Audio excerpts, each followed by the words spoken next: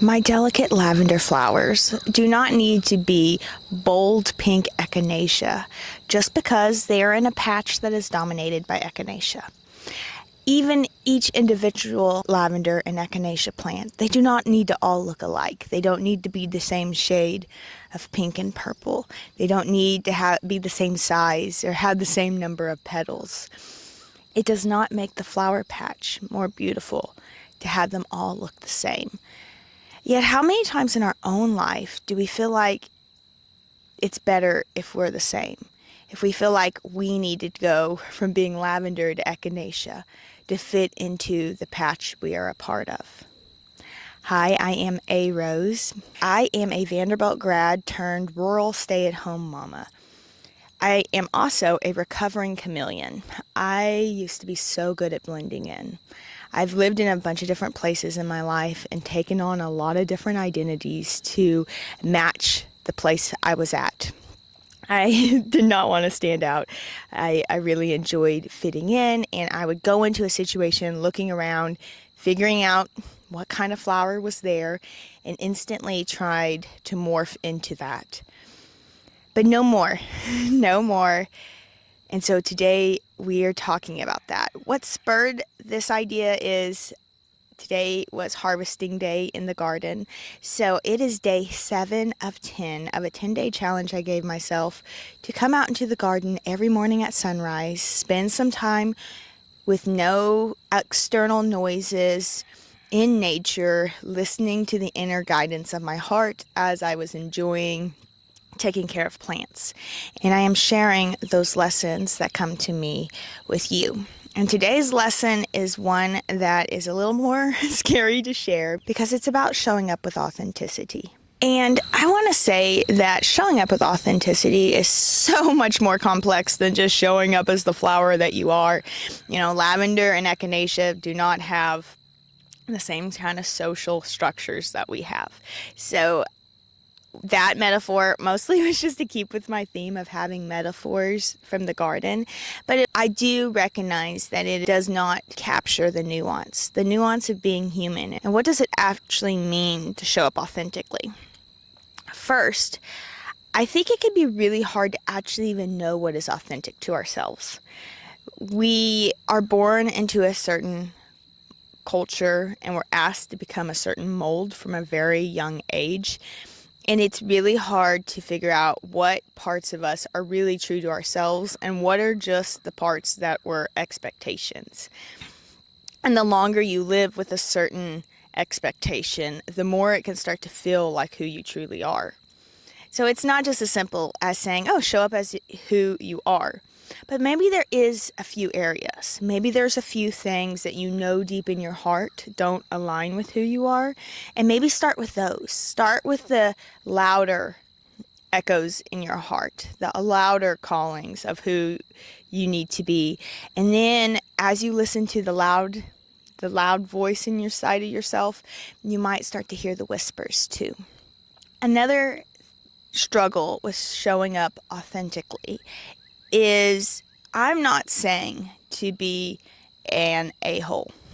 I am not saying to be a jerk and shove your beliefs on everybody else. I'm not saying to go up and start fights in in the grocery store about whatever.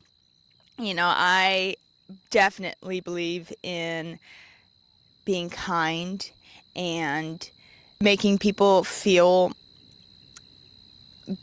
comfortable, good, when possible. There, again, is nuance to that because sometimes you do need to speak up.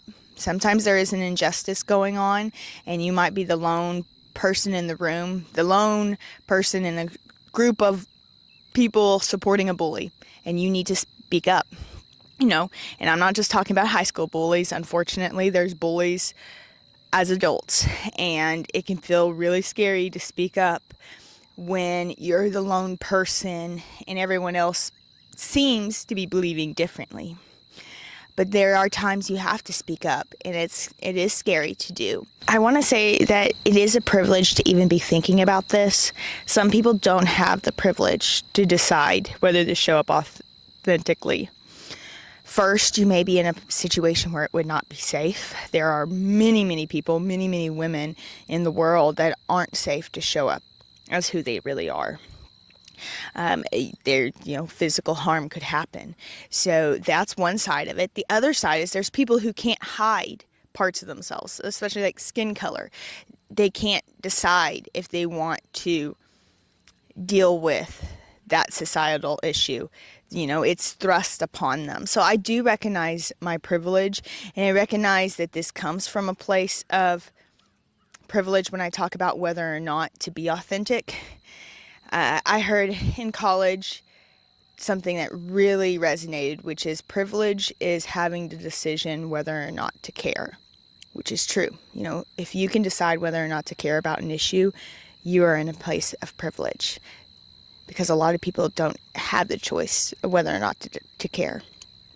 So that is another part I'm bringing into this discussion, because if you are watching this and you don't have the choice to show up authentically, just know you're seen.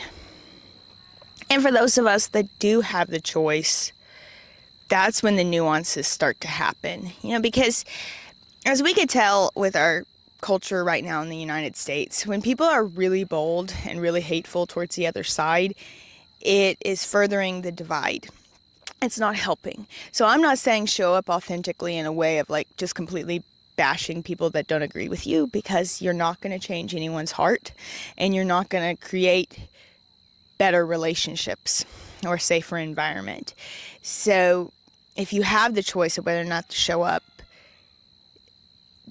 you have a big responsibility, a big struggle to figure out how you show up, when, and to watch and make sure that that really is from a place of love.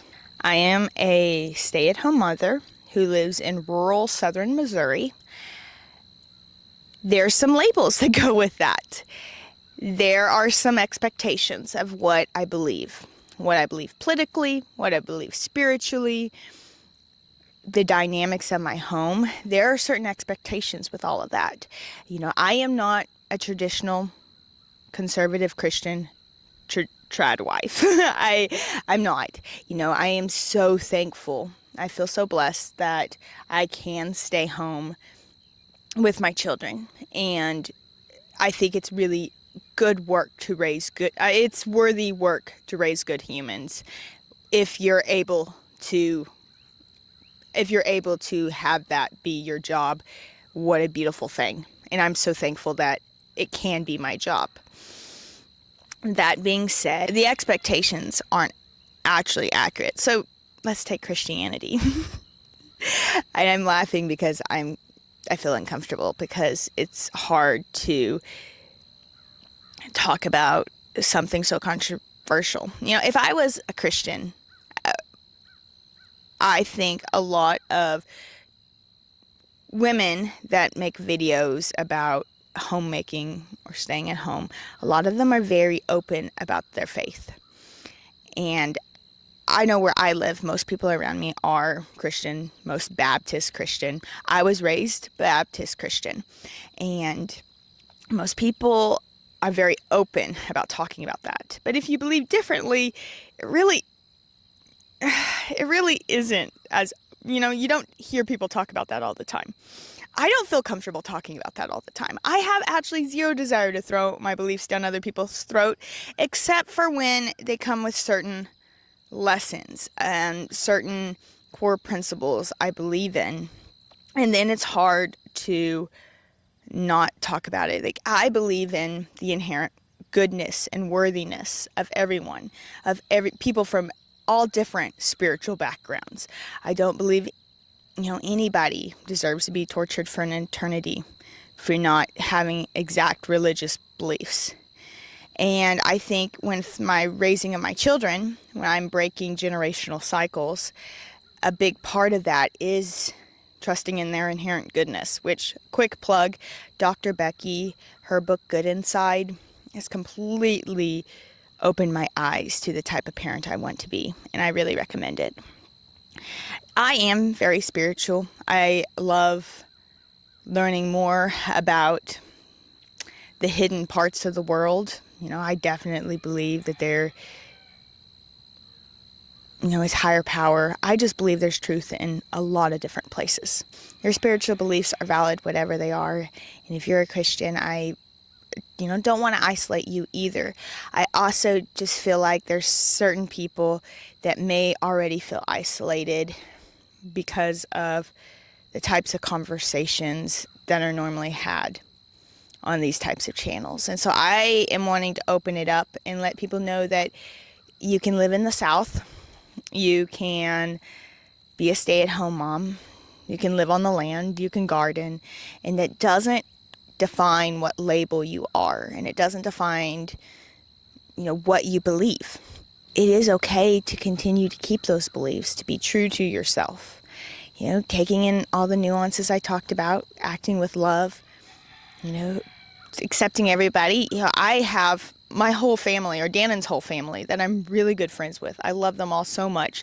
They are all Christians. They all go to church multiple times. They're all very involved. They're all doing wonderful things for the community because of how much they are involved. They're wonderful wives and mothers. I'd been raised Southern Baptist, and I hadn't already developed really strong beliefs. I probably would just fall in with them, because they're wonderful, and I love them, and I'm great friends with them. So if you're watching this and it resonated because there's something about you that doesn't quite fit in, maybe you want to live a slow life in nature, but you think maybe you haven't done it yet because you feel like that you don't fit in and with a lot of the other things, I just want to say that there's no right flower to be out here. Be the beautiful lavender or echinacea plant that you are, and know that you help round out and create the most beautiful bouquet.